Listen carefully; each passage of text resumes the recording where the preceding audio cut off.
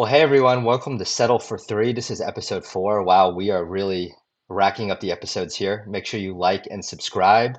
Tell us what you like and don't like. We will listen. Uh, Today we're talking about the college football playoff quarterfinals.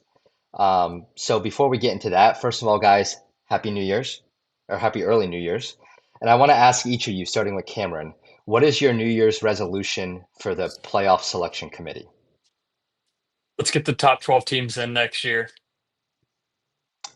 Uh, No, I'm fine with an automatic buy, but yeah, it should just be top 12.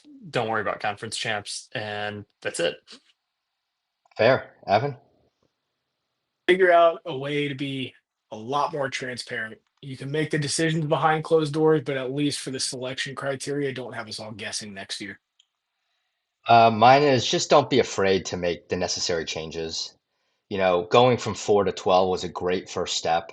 Let's take the next step to make it a little better. Don't need to do it all at once, but at least show us that you're willing to change.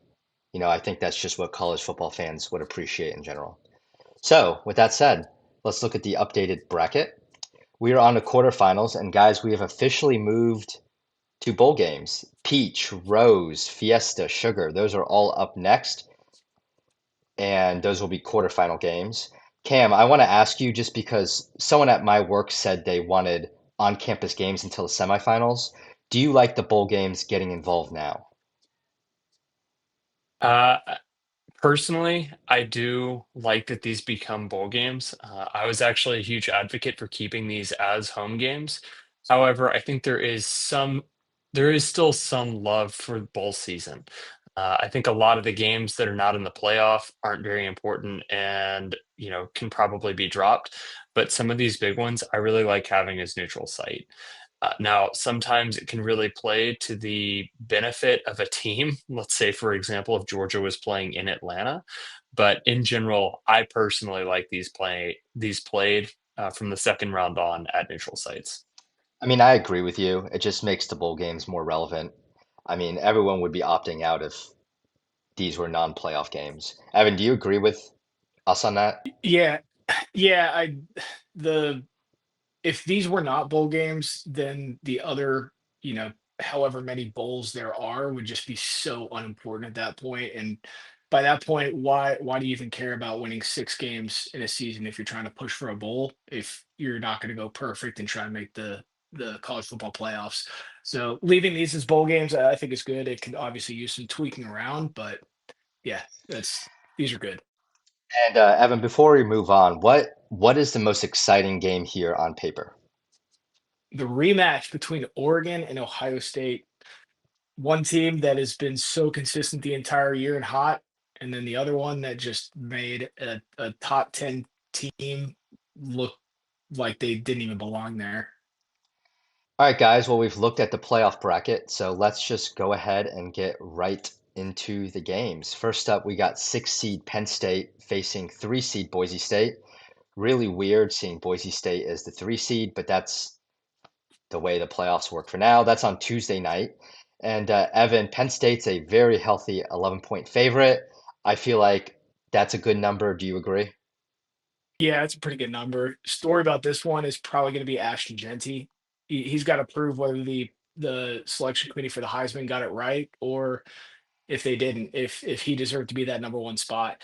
We've seen a lot of games this season where Boise State and Ashton Genty had just a ton of rushing yards, but they were still close games that they almost lost.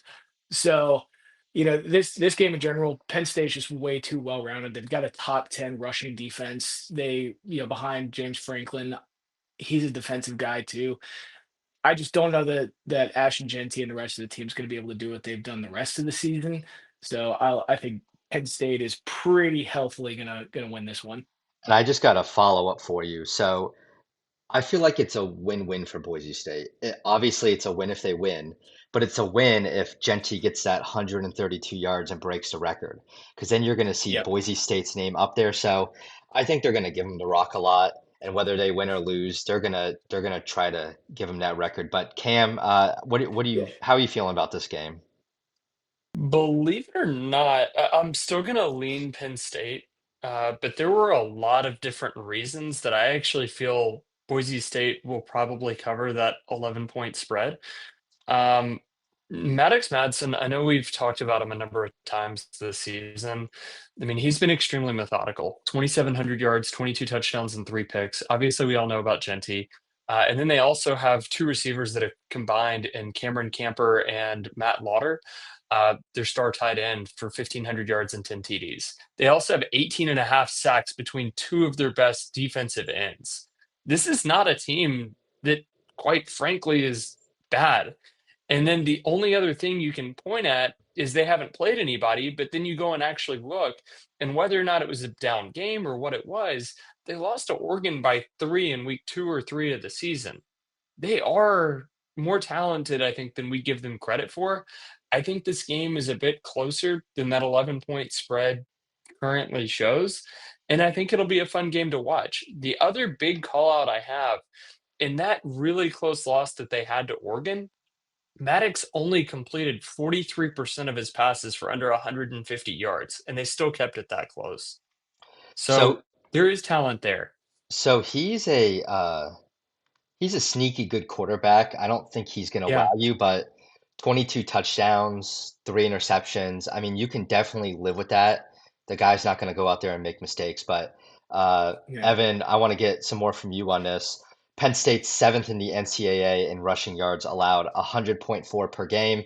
If they hold Genty anywhere near that, I think this is going to be just a blowout. Yeah, but on the flip side, to Cameron's point, they've got a good guy running at the QB spot at Boise. He can pass that ball around and spread it out to open up Genty a little bit more. So I and kind of going back also, I do not think that Genty needs to have the biggest game in the world to really solidify that still Heisman conversation going on. But I also don't think he needs a big game for them to be able to actually win this game. If they come out throwing deep balls, I think it might throw off Penn State if they can connect on a couple of them early, and it might be a whole different game. They might surprise us. They've had a long time to come up with this game scheme. I want to Uh, make one comment yeah, on this go ahead. before we move on, Joey. So, like I said, two players with 18 and a half sacks between those two. They have like 25 or 26 on the season. So obviously that Boise State defensive line is getting there. I think the real game breaker for this game, though, and it's where Drew Aller needs to step up. Boise State allows over 240 yards passing per game. Penn State, while we think about them as a predominantly rushing team, they're putting up over 240 yards through the air. Generally speaking, we see these numbers kind of average out in these games. If they're putting up 240 yards through the air and Penn State can rush the ball with Nicholas Singleton and just move the ball at all, this is, uh, you know, again, I just think they can wear down the Boise State team. Yeah, I think we're all in agreement on that. Are we all in agreement on Penn State's going to win this game? Yeah. Cam, you say you think they're going to cover? I do Or you not think they're going to cover. okay. All right, so you're giving Boise State a little bit of credit. That's fair. So let's move on. 5 seed Texas versus 4 seed Arizona State, and that'll be in the Peach Bowl where you guys live. Tickets starting at $1,700. That's really odd. Uh, Highest tickets of all four of the quarterfinal games. And Cam, we'll start with you. Texas, 2 touchdown favorite. That really honestly feels right to me too. I look at these games, looking back at the Penn State Boise State game, I can see a compelling reason to actually not call Boise State to win outright. In this game, I think it's the worst matchup of this week. Texas allows 261 yards total each game, while Arizona State is actually the number 96th ranked offense in the country. I think that may be our game breaker stat of the week.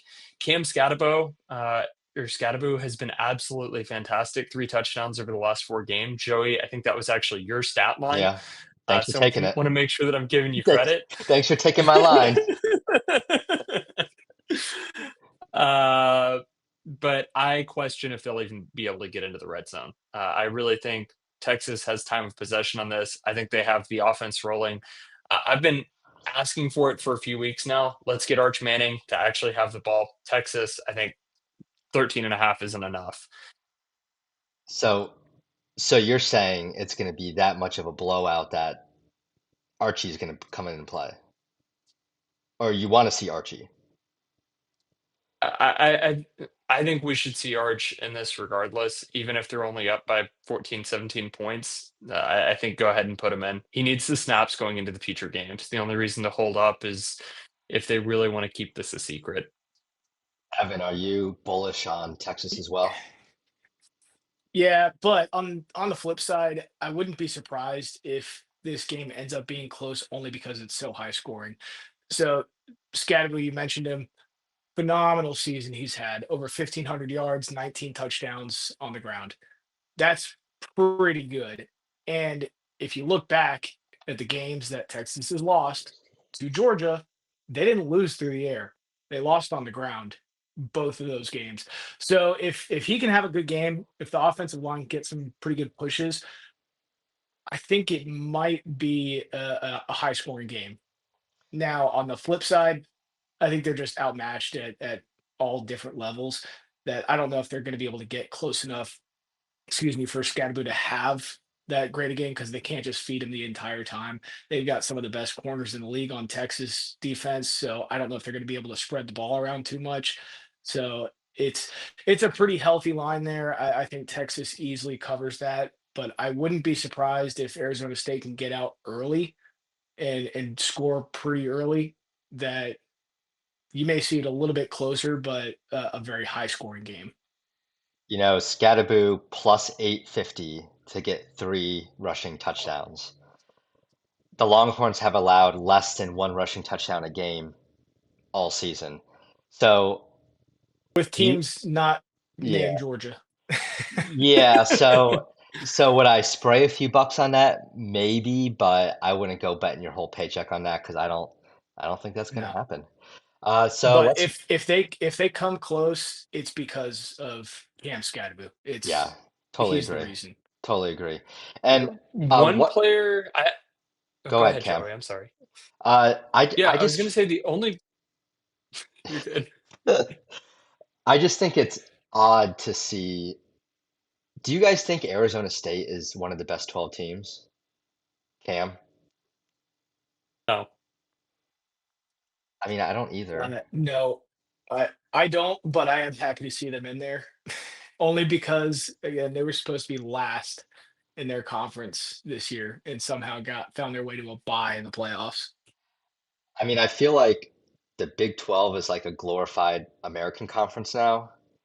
Like you just have a bunch of teams in that conference that were picked up when we had all the reshuffling, and it's just not, it's the Yep. weakest of the Power Four conferences. I think we can all agree on that. But Cam, what were you going to say? there's one other player in this game that I kind of see having a big game. He's Texas's number two guy, Gunnar Helm. I personally think this may be his kind of going off party. Uh, I think tight end crossing routes. So Joey, I know you probably don't have a stat line or anything like that pulled. Whatever it is, I would probably lean over on this one. I see like 100 plus passing yards to him, Yeah, this receiving could be yards. one of those games for him and some of the other Texas offense that they honestly kind of use as a tune-up to try out some new things because they're going up against not a great defense in this one. So if they're going to get open, it's going to be this one, especially the big guy at tight ends, just kind of pushing against that D line. Well, there's a guy named Gunner on another team we're going to talk about in a little bit, but let's get to the Rose Bowl matchup. 8 seed Ohio State against 1 seed Oregon.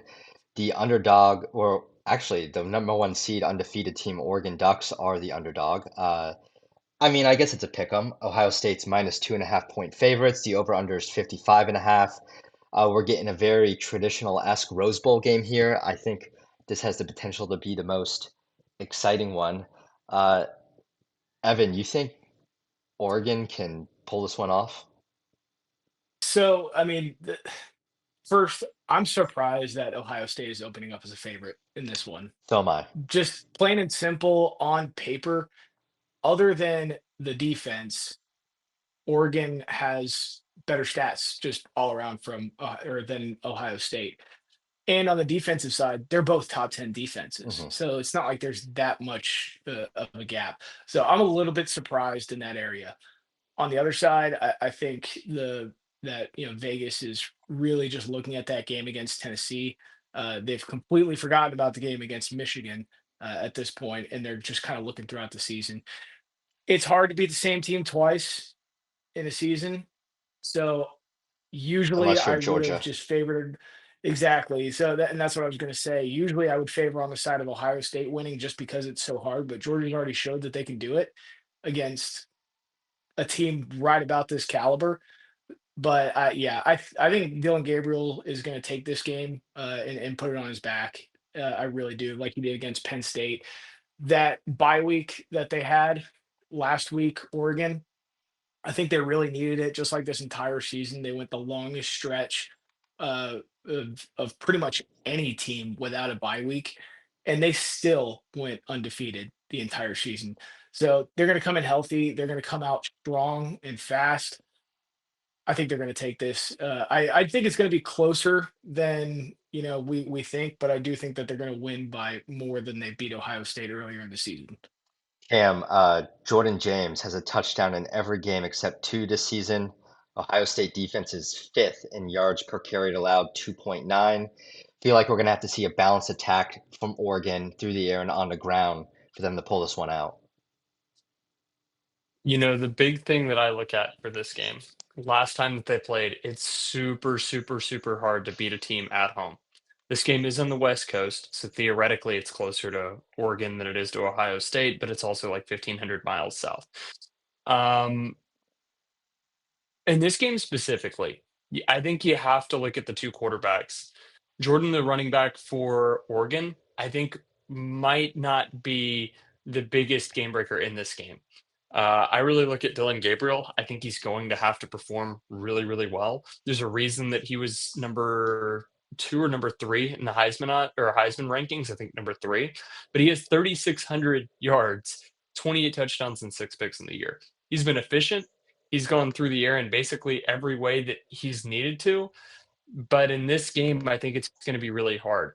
Now, let's also remember we have the Alabama transfer of Caleb Downs and a couple of other great corners that are playing on that Ohio State secondary.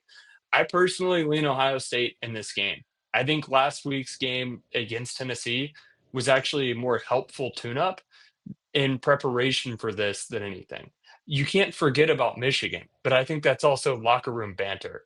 Uh, I really think this is an Ohio State win. Now, Cameron, can I just ask a question here real quick? Because this is kind of where my mind goes here. Yeah. Ohio State, they've got a pretty good D line. You and I have talked about it before. Oregon has a really, really good O line. Yep. In my mind, whoever wins in the trenches at the line of scrimmage, that's who's taking this game. 1,000%. If Judkins can get the ball moving on the Ohio State side, I think this can turn really, really nicely.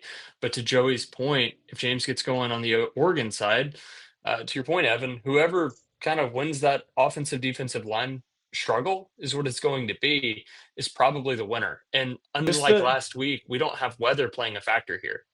right, just the how Dylan Gabriel handles himself when he's getting that protection is really fun to watch because he can spread out the plays. If there's nobody open, he can spread it out long enough for a receiver to get open. And that's what we saw against Penn State. Mhm. So, But Penn State put up 38 points. Yeah, we'll see. so this line's -2.5. It's pretty much a pick 'em. There's a reason why Ohio State is favored, and that's because a lot of people have money on them to not lose twice to Oregon. Because, like you said, the perception is that that doesn't happen. I bet Vegas knows that, and I think Oregon comes ready to play, but it's going to be a Yep. close one. If you had a gun to my head, I'd say Ohio State. You guys agree? I'm going Oregon on this one, Okay, all but I right. think Cameron I agrees with you. agree with you, though, Okay. Joey. Yeah, there's a reason why the number one team is the underdog, and Vegas always knows, guys. Vegas always knows. But this is a game, the final game is a game that maybe Vegas doesn't know a lot about because 7th seed Notre Dame opened as a 1.5 point favorite over Georgia, seconds after they beat Indiana uh, last Friday night. Now Georgia is the 1.5 point favorite. It's essentially a pick 'em. But it's weird that Georgia is the favorite when they're running a backup quarterback out there. Cam, that's just a testament to what, you know, people think about Georgia, that they can persevere no matter no matter what's going on, right? I tend to agree with you. Yeah. Georgia, I mean, like you alluded to, probably the best coached team in the Hmm. country, unless these players are in a car driving around. They're generally one of the best teams out there. Joey, I actually want to ask you a question. Were Okay. you surprised at the outcome of the Indiana Notre Dame game? I wasn't, just because I didn't think Indiana was that great of a team, but I also just have so little faith in Notre Dame based on their past history in big games that I just wasn't sure what to expect. Evan, I'll ask you the same question.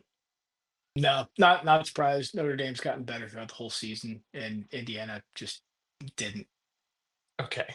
So that leads me into my other big point. What's the best win that Notre Dame has? I'll read off the four top 25 wins that they do. Texas A&M, Louisville, Navy, Army, or Indiana. Which one of those is the best? Texas A&M. Evan? My initial reaction is Texas A&M, but at the time they played, A&M was not a very good team. They just got a lot better Fair. throughout the season. Honestly, I might say Indiana. Okay. Ooh, So on the Georgia side, the best wins that they've had were Clemson, Texas twice, or Tennessee. Uh, I think you could probably make an argument that it's Texas twice, but do y'all have any preference there? Texas. I mean, Texas on the road. Yep. Yeah. I would say, obviously I'm a little bit biased, but I would say Tennessee only for the fashion in which they won. Coming out of that first half where it was a completely tied ball game and it looked like the tide could go either way. That's how I look at this game. It's interesting you make that point. So I really think this could be a slow competitive half. I Hmm. think later in the game, Georgia has a second half team. And while we're all questioning Gunnar Stockton, I don't know if either one of you went and pulled his high school stats. This Amazing. kid is insane. What was it? 177 passing touchdowns in his high school career, 77 rushing touchdowns, and also the most career passing yards, or third most career passing yards in Georgia State history, which, as we all know, has some insanely talented quarterbacks in it. Uh, yeah, I like Riley Leonard. I like the Notre Dame team. I just look at it and go, there's too much here on this Georgia roster. The only question mark is quarterback, but I also know that if you give Georgia 2, 3 weeks to prepare, it's not a team you want to play. Georgia. Yeah. Yeah. Evan. So, yeah, I went back and forth a lot on this game, but obviously, what it comes down to is one player being kind of the question mark. The only thing that I'm a little bit wondering about is, what's Al Golden going to come up with from Notre Dame side to combat Gunnar Stockton? We say Gunnar looked amazing when he came in for Carson Beck in the SEC championship. And yeah, I can't take that away from him. But at the same time, Texas was prepared for Carson Beck, where you've got to kind of sit back in coverage and watch out for the deep pass. With Stockton, you've got to have a spy up at all times. He's a dual threat guy. He knows what he's doing. He knows how to take this this offense. Now he might think twice about running headfirst into a defender. Now after getting taken out during the SEC championship, he might slide a little bit more. I hope he does, or else Georgia may not have a quarterback next year. Um, but I think Georgia's defense is going to be such an X factor in this game in stopping Notre Dame that they're going to set up Gunner with pretty good field position. Even if you can't get into the end zone, they're going to be able to score and get a few field goals. And I agree with Cameron; they're probably going to pull away in the second half. So I'm going to go Georgia with this one. So I disagree with both of you. Let's not forget Notre Dame is third in the FBS in points allowed. They aren't letting teams score two touchdowns a game. I believe it's 13.8. I think Georgia needs multiple turnovers to win this game. I think if they get two turnovers, Georgia will win this game. Um, but I'm not as high on Gunner as you guys are. Yeah, he led the second half comeback against Texas, but he wasn't, he didn't really wow me. I mean, he did what he had to do. And I want to call out yeah, go. two Okay. things for you, Joey. Okay, go How ahead. good is the Texas defense versus the Notre Dame defense? I don't know. I'm sure Texas defense. Oh, you mean stats wise or just by the eye test? The eye test. We can go by the eye test. The all fantasy encompassing eye test. I mean, Texas has the better athletes, but Notre Dame has to dominate on defense to win games. And that's what they've been Yeah. doing. So I would say Notre Dame because they have to. Texas can have a bad defensive game and put points on the board. So Yeah. the only other question I have, and I can ask you both, is Georgia went down 28-0 in Tuscaloosa and needed a spark to come back against Alabama. Obviously, they leaned back into Carson Beck, but we saw Gunnar Stockton warming up on the sideline. Is there a reason that he didn't come in? What is Georgia not? Because at that point, I think you have to start leaning away from Carson Beck. I was surprised to see him come back out on the field and not just go straight to Gunner. Well, What do you guys think? Carson still has so much experience. And when you want to come back, you know, I guess you want a guy that has that experience to lead you. And maybe Kirby was waiting to see how those first possession or two played out in Tuscaloosa before he made the switch. But I don't You're know. I down mean, 4 touchdowns at that point, though, So and Carson had a I've pick. got I've got a bit of a different view on that, if I okay. may. Yeah, go You ahead. know, yeah, Gunner's young. He needs the experience, right? But in that game specifically, they weren't really running the ball very well against Alabama. They had a little bit of success passing early. So when you're going to think between the two people, your high flying passing offense versus a guy that can spread it out, maybe get some mid plays and run it up the middle. I think you're going to go with Carson Beck every time to, you got to play towards your strengths. And like you said, Cam, this Kirby team is probably the best coach team in the country. He just knows how to win it. Yeah, coaching can make a difference in games like this. I think you would all agree. One point I do Yeah. want to make, But hammer the under on this game. 44.5 yeah, is way too high, which sounds crazy. This is going to be a 20 to no, neither team is going to score 21 points. This will be a 20 to 17, 20 to 14 game. Slug them out. That's why I think Notre Dame has a chance. But if there's one bet I think it's going to hit, it's you can pick whatever winner you want, take the under. So I could really see this game at the half being 10 all, and then Georgia scoring again in the second half and just shutting out Notre Dame. Like a 24-10 or something. Yeah, something like that. So, guys, that's the playoff bracket. Looking at it again, it all starts Tuesday night, and we have three games on New Year's Day, which is really exciting. So, let's move on to the last word. And this is really interesting because it has to do with TV ratings, which, um, even for someone like me that works in TV, ratings are very hard to understand or wrap your head around. It's very hard to figure out what people want to watch. But in this case, we know people want to watch the NFL. It doesn't matter if it's a preseason game, a regular season game, playoff game. The two Saturday afternoon games that the NFL had on last week, it was Texans Chiefs and Steelers Ravens. Good games nonetheless. They doubled the average number of viewers for the two afternoon college football first round games that were going on at the same time. Now, the night games, we had Ohio State, Tennessee, and Notre Dame, Indiana. Those games got very good ratings, 13 million and 14 million respectively. So What do you guys want to say about these numbers that have come out? Cameron? For me personally, it's not very surprising. No. My expectation was really to not see great football games being played. I think it's a shame that they weren't better, especially in the inaugural season. Uh, the NFL these days has been just fun to watch in general. Even a bad matchup is going to be a 10, 14 point game versus in these, in these playoff games, I think it was an 18 and a half point spread amongst them as an average. Evan? Yeah, I wish I was surprised that I don't think a lot of people were looking forward to, excuse me, a lot of these matchups. So I wish I was surprised. I'm not. I'm hoping that these quarterfinal games are going to be a lot better, but we're going to have to see.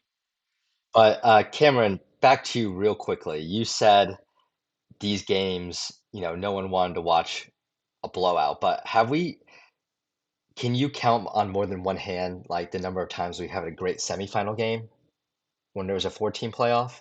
I mean, we have a lot of two-score wins dating back to So we ha- 2014. so we have Ohio State, Georgia, in what 2021, Yeah, 2022 with yep, CJ Stroud. yep, That was an amazing that game. was great. Last year, Alabama's Michigan's game was a great game. Washington versus Texas was a great game last year. Yeah. Generally speaking, I'd say we get like one per year Hmm. if I had to go out on a whim. And what's funny is it's usually one versus four. It's usually that lower ranked team that just irks their way into the playoff rather than being the deserving team. Again, this is why we need power rankings versus deserved. These teams, uh, while I love Boise State being in here, I think it's fun. I like SMU, I think it's fun. They play at a different level. They're not capable of beating a Texas playing at all cylinders. They're not capable, especially at another home. They're just not. You put Alabama, South Carolina, or Ole Miss up in Penn State, it's not a 20-point blowout. It's a close game. But I think if Boise State wasn't a conference champion, one of the four highest, I still think they're very deserving. I think they earned a playoff spot, Boise State. Say what you want about I think Indiana and SMU. I think Boise State should be there. The only ranking I agree with, the only condition I agree with in the current structure is to have one G5 team in. I do think you have to have them in, but it's almost as an honorary blowout each season. And you may run into a fluke every once in a while. Let's think back to when Michigan lost to who did they lose to a few years ago that made it to the national title and got absolutely destroyed by Georgia. Was it TCU? TCU, yeah. Yeah. Yeah. So yeah, I like having them in there. It's just they can't play at that level. Yeah. All right, Evan, you get the last word. yeah, you know, uh, this is going to be a better matchups for since the first round. There's no doubt about it. I'm hoping that Boise State and Arizona State can really make these good games. I think the other two are just going to be great matchups no matter what. But I think this is going to be a lot more of a what people were hoping for these playoffs. These teams can make it either really exciting or a complete disappointment. And I bet the committee is watching this, hoping and praying that these are going to be really good matchups, or they're going to have a lot more work to do.